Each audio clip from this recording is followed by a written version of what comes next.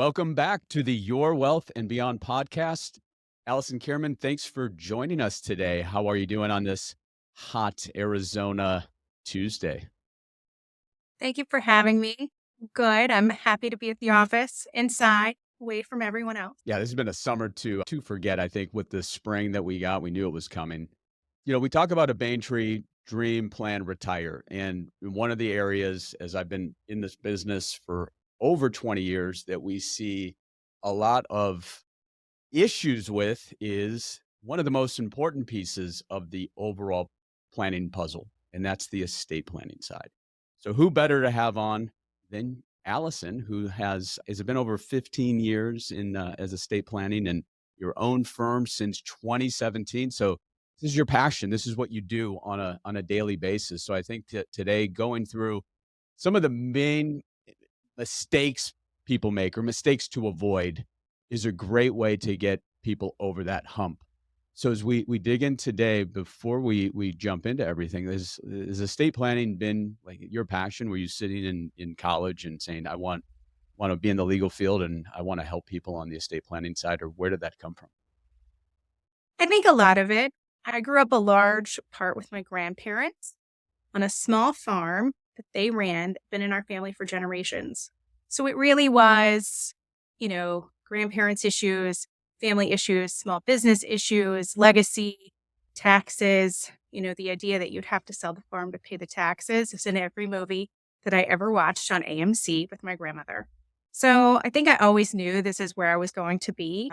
Getting here was fun, but I really love what I do. People tell me about their lives and their stories and who they like and who they don't like all day long. And it is fascinating. Yeah, the whole term fire selling the farm is based off of truth. You don't really know what that means unless you're in the crux of it. So did you see that happen with your family, that they hadn't planned properly, and then with an estate tax issue or something of that nature, did that help lead you into wanting to help people? So obviously the good news is this actually did not happen to my family. My grandparents were very smart. They always got very good help. I mean, my grandmother is one of the only people that got her master's in the 50s. So I was super lucky. It's still in the business is still in the family today. My aunt is running it. She's doing a great job, even though she was a librarian sort of as her career, and this is her second career. But as a family, we have done a really good job maintaining the legacy. Beautiful. That's what we like to hear. Positive story, because we're going to go into some negative things right now. So we got It's all right. mistakes, people make, and this is, part of what we try to do is instill and push for getting a plan done, because that's really when we look at it, the biggest factor we see a lot of people do is procrastinating. Oh, I'll get to it. And why do we think that that's instilled in people? Is it just them thinking about the invincibility of themselves and not wanting to face the facts? I think it's hard for people to think about the what ifs, right? Sometimes you feel like you don't have anybody responsible to care. So it's like, I joke, I can't make you trust someone, right? We can always write a plan for the people that you have. And that's hard for people to either accept emotionally or to think about. I say you have to judge your family and your friends, and that's difficult. But as you know, everybody has some kind of plan. It's just whether you chose it, right? Because the government has a plan for you if you do nothing. Yep. And that's really, we break it down. There's three things people can do. There's nothing, and then there's your basic will, and then more of the advanced estate planning. And it's not until a lot of times they have an issue with family, or they see something happen to mom or dad, or they have to go through a probate, that they're like, we got to get this done. And that's part of it is on us as financial advisors, obviously on you, but we can only push people so far. So what's some advice if you were to talk to somebody, whether in their 30s, their 50s, or their 70s, what would push somebody to get something done? Is it what you indicated there, that with nothing, the government steps in, the state steps in? I think for some people, right? I think they just think, well, my family will figure it out. It's like, that's not true, right? There are laws in place if you don't have a plan that says who gets what, when, under what circumstances. And that may 100% end up being your ex-wife. So if you don't like that plan, or you're not sure what the default rules are, you should at least investigate, right? Nothing else, something simple. I will also say, though, I have people say, I just wrote this down. It's better than nothing.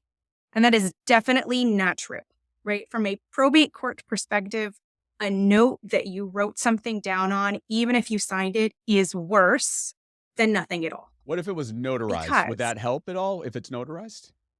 it definitely could help, but in Arizona, a notary is not enough. You need 2 witnesses and a notary. So if you really didn't do it formally, it is almost like you didn't do it at all. And yet there's an expectation in your family, right? I have a client and she signed something giving the house to her daughter. She has 2 other boys. I'm like, look, that's not valid. That's not legal, right? I can't enforce that. That's not coming from the law. But the daughter believes she's getting the house. And it's like, I wish mom had done nothing because now everybody's Right. And now it's going to become a battle when mom dies because let me work backwards. She did not set up or sign a beneficiary deed, which Arizona does have. This was just literally signing a piece of paper that said, I want to give the house to the daughter. That is correct. And then tell the listeners and the viewers, let's say that stays the course and you weren't able to get her to change things and then mom passes away. What's going to happen with this piece of paper? So we're in probate court right now, right? The brothers found me first. But basically, the court says that piece of paper isn't a valid instrument. It's trash, right? It is a piece of paper. You can't bequeath a multi-million-dollar home on a piece of paper. So the boys can honor mom's wishes, which becomes a gift from them to their sister, which has gift tax implications. Or they have to evict the daughter, which is kind of what we're doing now, is we have to evict her to sell the house and divide the proceeds in thirds. The problem is the daughter has no credit. She's like, I can't get another house. I don't have options. And we're in a really horrible place. And everybody feels bad for everybody. It's just there's tax implications, there are court implications, and the judge is not on her side. Well, and there's also emotional implications. This is ripping apart a family, whether they were in a good place prior or not. These are the type of things that mom, dad, and when they're not planning, they don't think about that this could rip apart generations. That's the hard part. It's a hard part for you because you can only go in and fix as much as you can. But if it's broken, you can't fix it completely. And now we've got your time, we've got costs, and who knows? These things can take a long time. And then what if the housing market goes against all these factors? Well, you brought up also a good point, and we get a lot of this where we try to talk them out of it, is, okay, I'm just going to give my house to my daughter. Now I'm going to actually deed it over. What's the problem there? It's a gift, often exceeding gift limits, so it's taxable. You then are making the house subject to whatever poor decisions that may happen, right? Divorce, bankruptcy, creditors, liens, foreclosures. So you have to really make a smart decision about, was that good, right? And reasonable. Can you afford it, right? Did you need that property for your own retirement, right? If you gift it, I see this happen sometimes, you gift it to the child and then they sell it and you're like, well, if they were I could have sold it. Like that could have been cash in my pocket. Right. So once you've gotten rid of it, you don't get it back. And if they make bad decisions, then that's just happened. And then the other factor that they would lose, especially in Arizona, with step up in basis and community property. But now what would happen is, let's say mom bought that property years ago for $50,000 and it's worth $500,000. One of the benefits right now, until they change the rules on us, but when somebody passes and they leave an asset, whether it goes through probate or not, there's a step up in basis. So daughter could sell the house at whatever the market value is. So with the gifting it, the daughter then would take on the original basis of mom and lose that step up. And that is a huge potential tax liability that they don't think about. Absolutely. I have talked somebody out of this, but mom and dad bought a house in PV for $95K. Okay. The house is worth $11 million. We are talking about a significant tax that if they were to transfer it and he sold it, that he would have to pay, that he wasn't thinking that far. Right. Crazy. Wow. 11. That's a pretty good return. We don't offer those type of returns here. They got lucky. That's like winning the lottery. Right place, right time. So, we talked about the procrastination. Let's just talk real high level. If we we have somebody that, okay, I want to get something done. I don't have anything in place.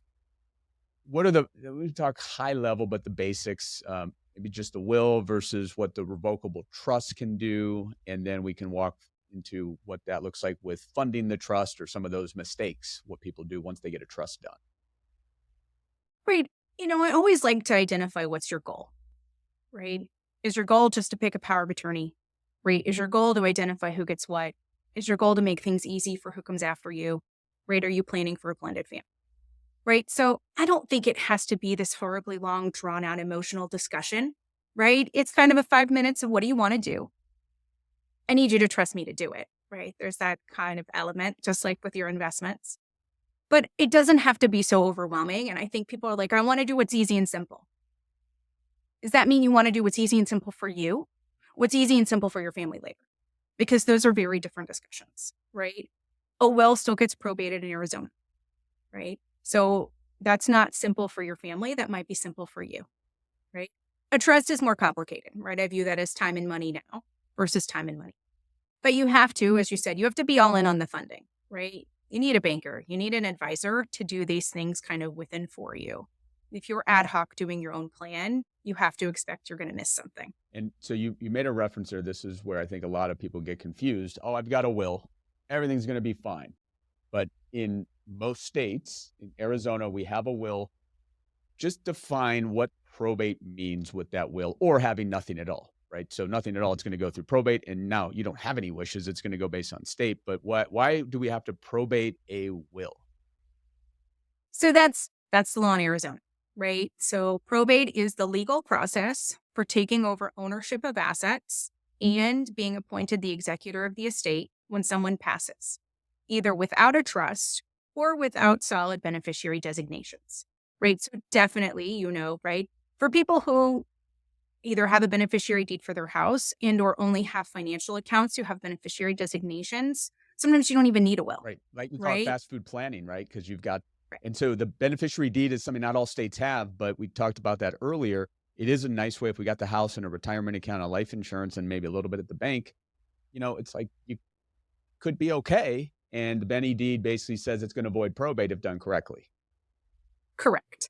But it can't be like to 6 people, right? And this is where it gets tricky, right? It can't be to, well, my grandson who's 7 and my daughter who's 40, but not if she's going through divorce. And actually, she's not good with money. So I don't want her to manage the property. I just want her to live it, right? Too many exceptions. That's not. And then so with a trust, and this is where, the mechanics of it, a lot of people get confused or they think, oh, I need millions of dollars and I'm going to lose control of my assets, right? So these are mistakes people in their mind think, I don't need that.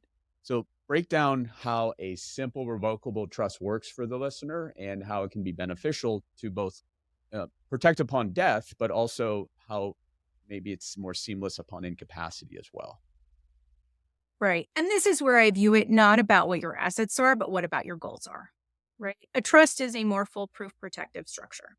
Right. You are creating it. I call it the business of your personal life. We're going to put your assets in it. Right. We're going to retitle them. You get to decide as part of the trust who manages them. Today, if you become incapacitated, 20 years from now, when you pass. Right. And that could be just you and someone else. I actually have a mom right now who 100% knows she is vulnerable to scams. She doesn't want to be the trustee at all, even though she's not incapacitated, right? She is recognizing that it is not in her best interests. So you get to pick those rules as part of the trust, which is really a wonderful thing. And you can change it, right? So especially people who have young kids or feel like, sometimes my family's in a good place and sometimes it's not. You can always change it, Yep. right? Hence the word revocable, Assuming you, right? It's right. changeable while we're sound mind and body or we're still alive. So tell people not, don't be so overwhelmed, right? You don't be so stressed out about what could happen in 30 years. Let's talk about the next 5 and then we'll revisit it. Right. But, the work is you have to give the thought to who you like, who could be in charge. And we have to take the time to make sure all our assets get put into the trust. Yep. And that is one of the key mistakes that we see is that they spend all this money. Attorney did maybe a great job and it's set up exactly the way it should be right now. And then they think I'm done, right? And so when we talk about funding the trust, the one misconception we have a lot of our is, oh, am I losing control of it? Right. And I always use an example, the Rafael family trust. Me and my wife are the trustees. We are the creators and the controllers, right? Creators can make changes, controllers, nothing changes in regards to how we manage our day to day. But what do we have to do? Like a house that is not a rental and in an LLC, what's the process there? What do people have to look to do on the house, which is a lot of times someone's most valuable asset? How do we get that into the trust? So honestly, it's very simple. You have to deed it into the trust. And the person who creates the trust for you should be doing it, right? That's pretty standard. But if they don't, you can literally walk into the Maricopa County Recorder's office. There's one downtown Phoenix. They have a self-help desk, and actually the people who work there are very nice. And you just tell them, I need to transfer my property into the trust, right? It needs to be signed and notarized and recorded. But it is actually a pretty easy process for you to do. And you can call up almost any lawyer in town and they'll do it Yep. for you. And listeners, remember, you still control the house. Nothing changes. Except now, if you pass away, boom, we get to a done correctly. One of those factors is we're avoiding probate. Now, one of the mistakes we see is what? When people, so let's say they did that, they put the house in the trust, interest rates go down. They refinance the house. What happens? The banks, a lot of times, do what? So sometimes you have to take the house out of the trust, right, for a Yep. temporary time period. You have to put it back in, Right. right? So I view all of this as an ongoing conversation, right, with your advisor, with your estate attorney, with someone who's kind of looking out for you. I check in all the time just to sort of say that also. Did you refinance? We just need to fix it.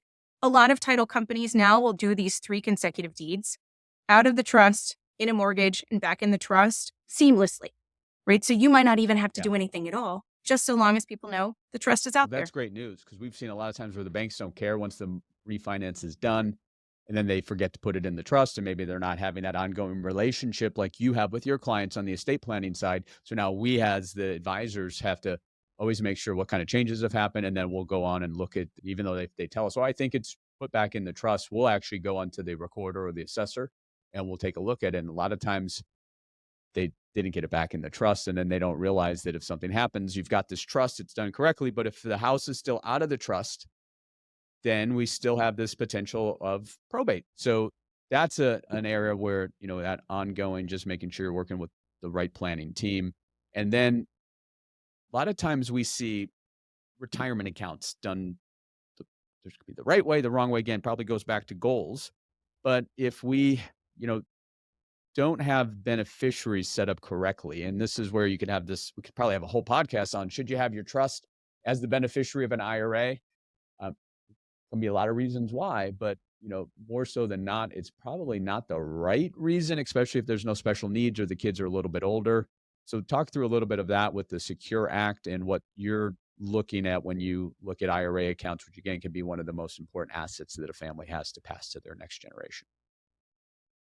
So I say retirement accounts are good for retirement. They're not good for inheritance, right? So you have to balance that at some point in your life. But it's about goals again, right? From a taxable perspective, spouse is the primary beneficiary, adult children as the contingent is easiest. But that may not match the goal, right? Definitely, I've had clients who have weighed blended family issues with the taxes and have just accepted I need to have a little more control over the money in order to make sure that it's protected and not mismanaged or misspent or blown in Vegas. And so we're going to pay the taxes to just keep it in the trust. And then the trust will do distributions of monies as needed. Right. So I view this as, right, you have to be intentional. It can be inconsistent intentionally. I have a client now. We're not putting the IRAs in the trust. She's going to give them to her kids. We're not touching it in the trust at all. Right. That's okay. Right. But the key is that you have.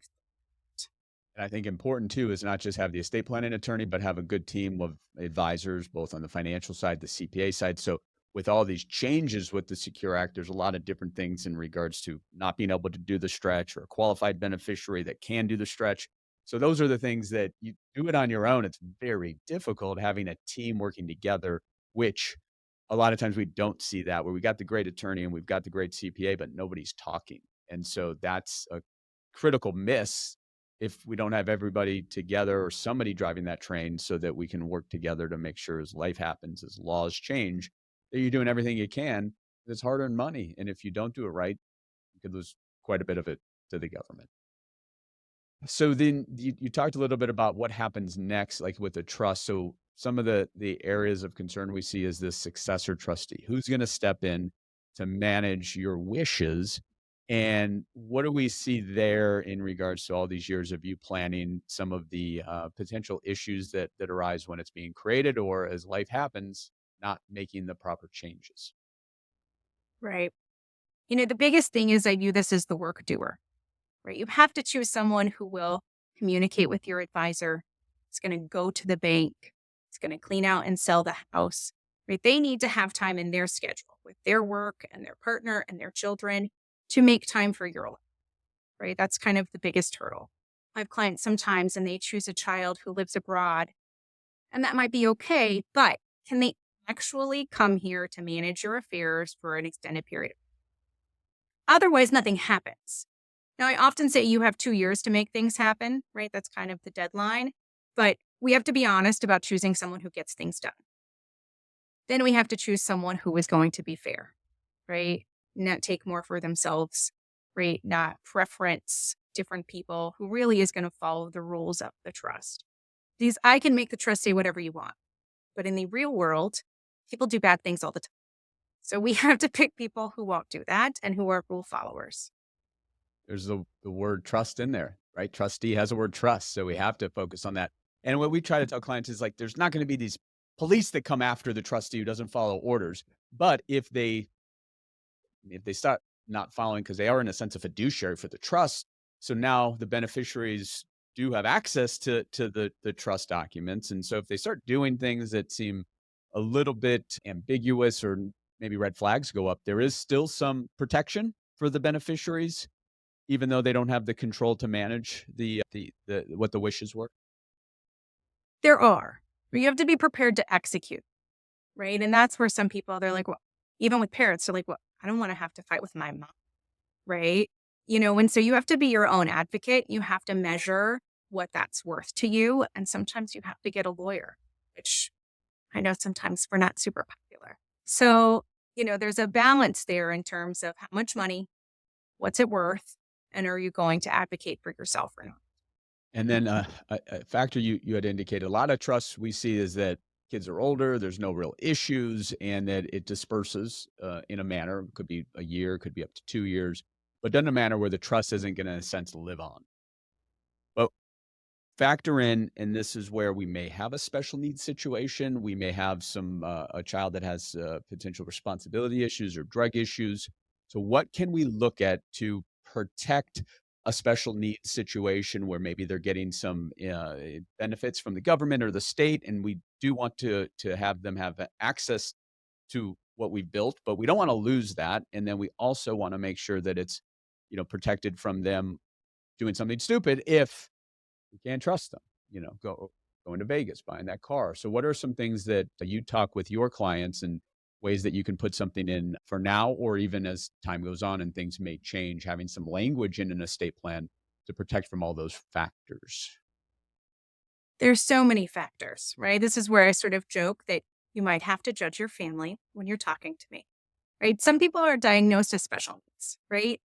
That has very specific legal language required by both the state and the federal government that needs to go into the trust so that they don't lose government benefits, but can still have supplemental income through the trust, right? That's a special created type of trust. I have a lot of clients and their kids aren't receiving government benefits. They might in the future, but we still need to exert controls. But a lot of studies show that beneficiaries spend their inheritance within 2 years. So if you don't want that, that's not a good choice. You need it to be sole and separate property, right? You're worried about divorce, gambling, right? Then we have to put restrictions in place that give them limits on their principal, possibly limits on their income. Sometimes I mandate you have to work with a financial advisor, right? I joke, I can make you get advice. I can't make you take it. We have to put controls in place just to protect the money. And at some point, clients are just like, well, I guess if they blow it, they blow it. But again, that has to be your goal.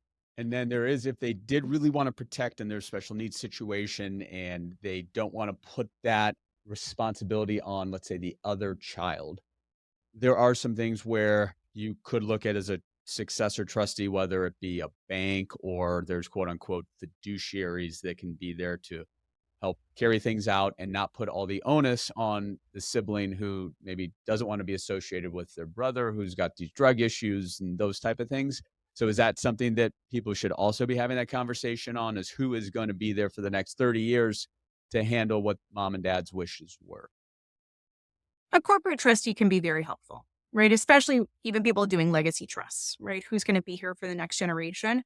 Then you need to vet those and be sort of honest about that. If you have a relationship with an institution, that's often your best choice, right? So I say ask your advisor or your banker who they use because you already have that relationship, already managing your assets. And then that is a more seamless transition.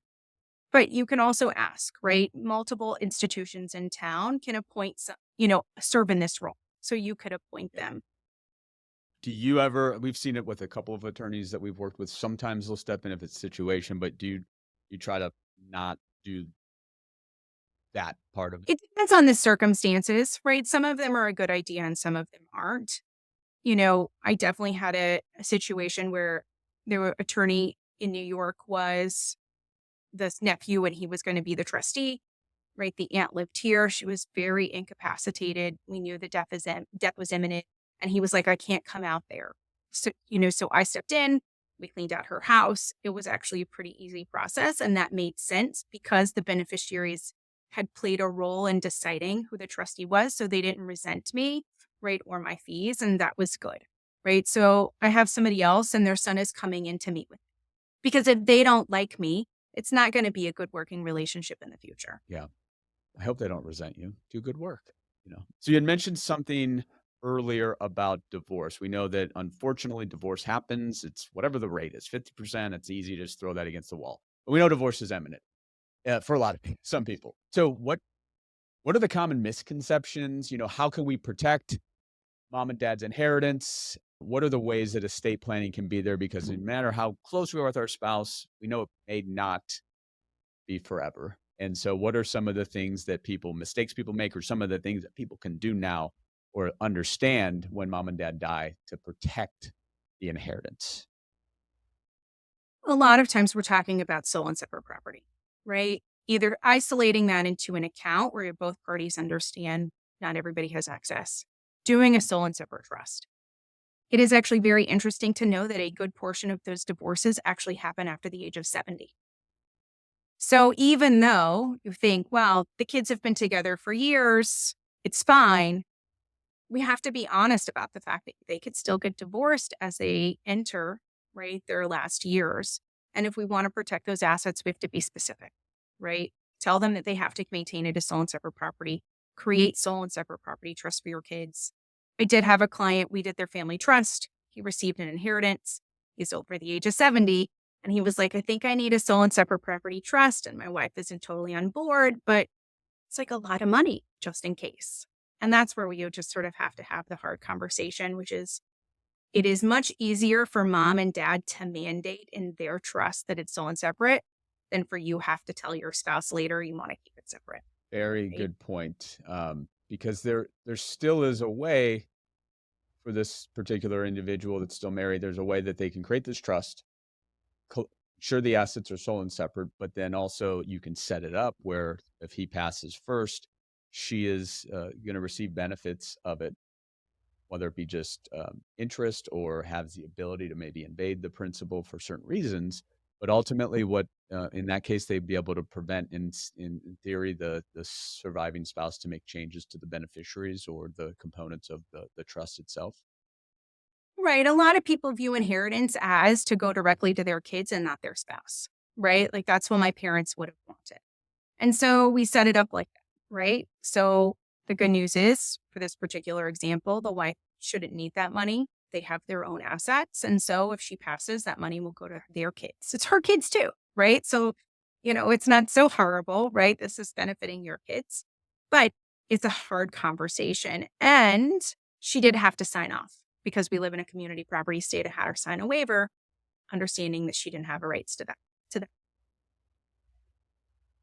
And so the biggest mistake that people make who are unaware of this is that Mom passes, they get this big chunk of money, and they put it in an account that's joint, or they put it in their revocable trust that's joint, and they don't specify, or it's joint tenants with rights of survivorship. So when that happens and that money moves into this account that they own together, meaning son and wife, do they lose that protection? They do.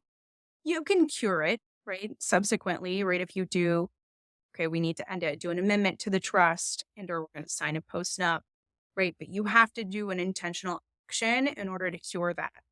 Otherwise, you need a very good divorce lawyer. That's So it's almost like doing a post-nuptial at that point. right. Yeah, so don't make that mistake. That's an easy one. Just keep it separate. I know it can be sometimes hard on the relationship, but blame it on mom and dad. This is what they wanted. And especially if it's a second marriage. Right.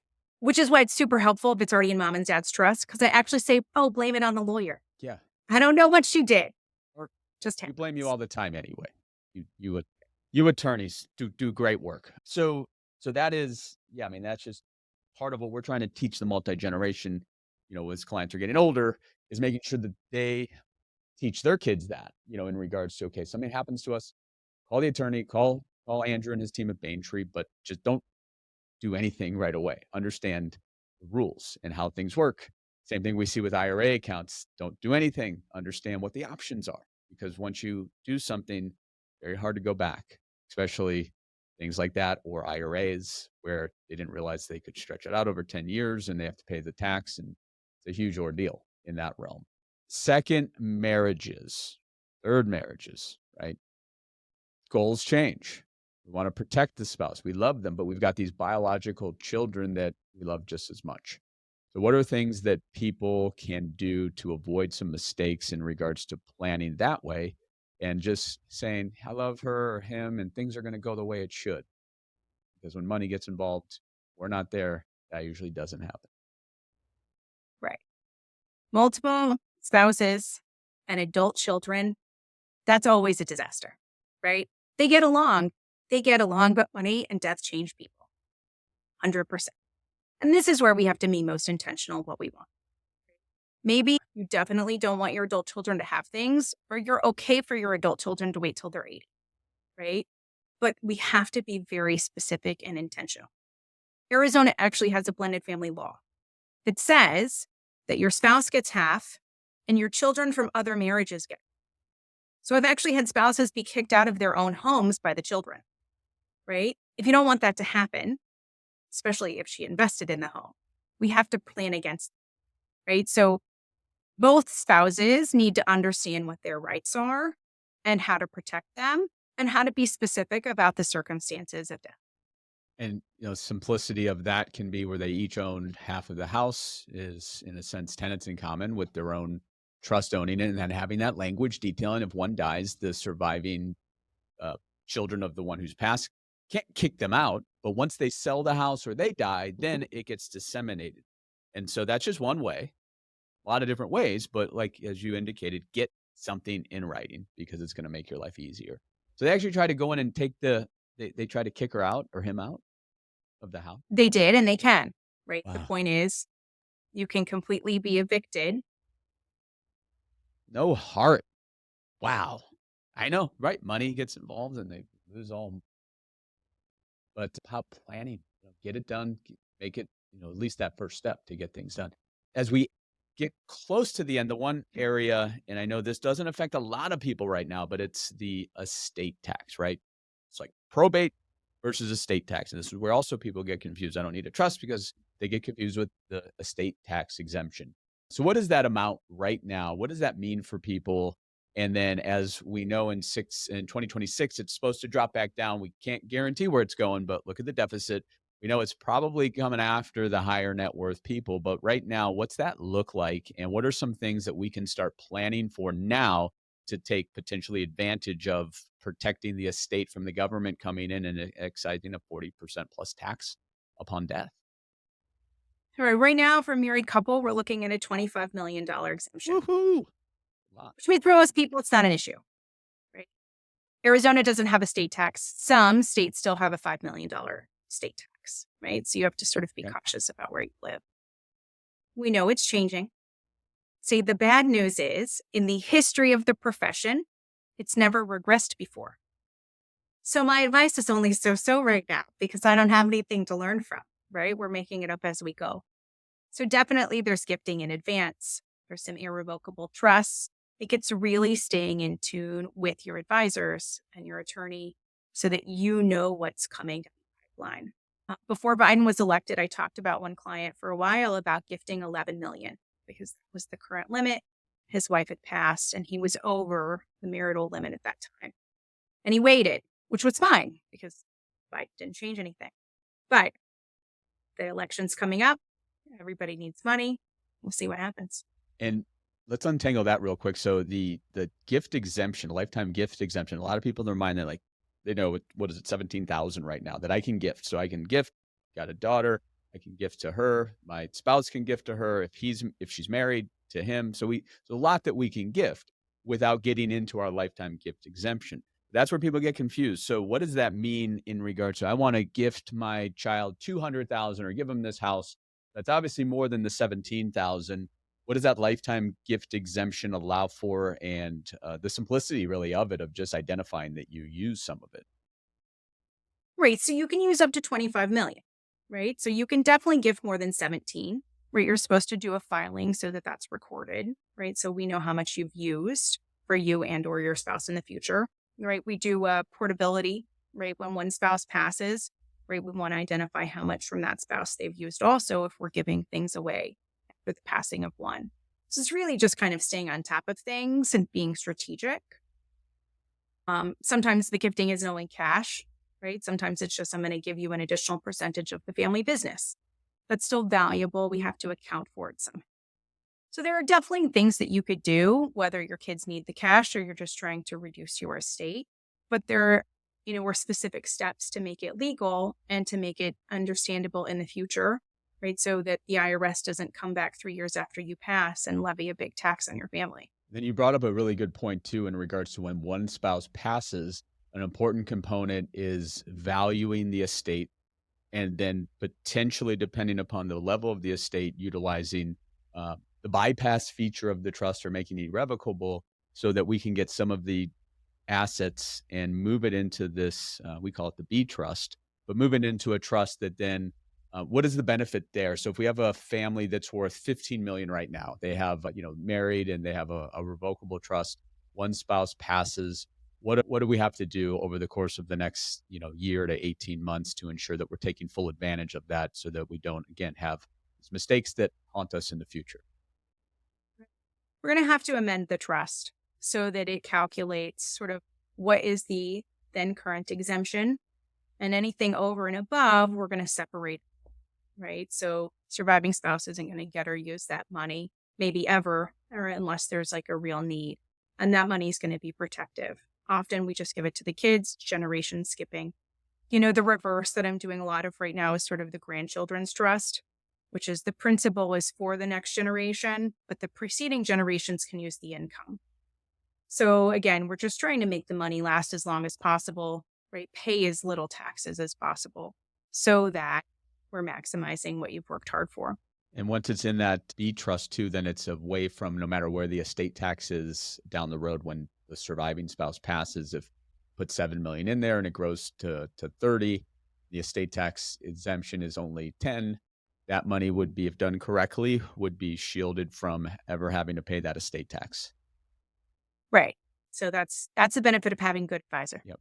And then as we haven't really had to use this in recently just because not that many are over that 25 million mark. But I think part of what I'm sure you've done in the past and some of the things we can look at is, CRUTs or GRATs, but also ILETs of making sure that we have, leveraging and having an insurance policy that somebody maybe already owns or buys one for the sole purpose. If done correctly, again, we're not going to get into the mechanics of it, but that can be a death benefit held out of the estate for the sole purpose of paying that tax so that they don't have to fire sale the farm or the commercial property building that they own. I'm a big fan of Yeah. insurance, right? Life insurance for you, for your spouse, for your kids, right? For the taxes. There's a lot of things I don't think can be cured with life insurance. And And that's what a lot, I mean, another mistake is that you're close to that amount and then you got this big life insurance policy and you're the owner of it, meaning the client is. They don't realize that that is also when they die, even though it's tax free, usually tax free to the beneficiary, it still would be included in the estate tax. So if you've got that $15 million example, they've got a $15 million policy and they think, oh, I'm all good. Boom. They don't have it in a manner that protects it. That's going to get taxed. That's why you need Allison. So, To be intentional, so right? we, you know, I know we went through a lot. We could spend probably another 5 hours talking through on things. The key takeaway for you as you're helping to educate, because you're really good at that with, just getting out really good information and educating. What's the talked about a lot of things today, but if somebody was what's the key takeaway that as you preach in your daily practice when it comes to estate planning, what would that be? Let's identify what your goals are and how to get there. Okay. Maybe it's doing nothing, right? Maybe it's something complicated or something in between, but you have to help identify your goals in order to make it easier for when you pass. So do something. Don't put your head in the sand. Once you do something, stay on top of it. Make sure you've got a great team. The show notes, there'll be some links out to some of the areas that we've talked about. There'll be a great way for you to get a hold of Allison and her team at Kierman Law Firm. And you'll be able to follow her on just some great stuff, social media with regards to videos, quick 5-minute videos, 10-minute videos. So you're doing some really good work. And as a fellow entrepreneur, you're doing a great job and, building out and helping people and, building a great company along the way. Thank you so much. I really appreciate it. Thanks for joining us. This was enlightening, and hopefully, listeners, you took away a couple good nuggets. And as we say, don't do nothing. Make sure that you continue to plan so that you can reach those goals, so that you can live the life that's not even just retirement, just living the life to protect you and your family. Stay tuned later this month for a brand new episode of Your Wealth and Beyond. Allison, thanks so much. We really appreciate you. Have a great rest of the week and stay cool.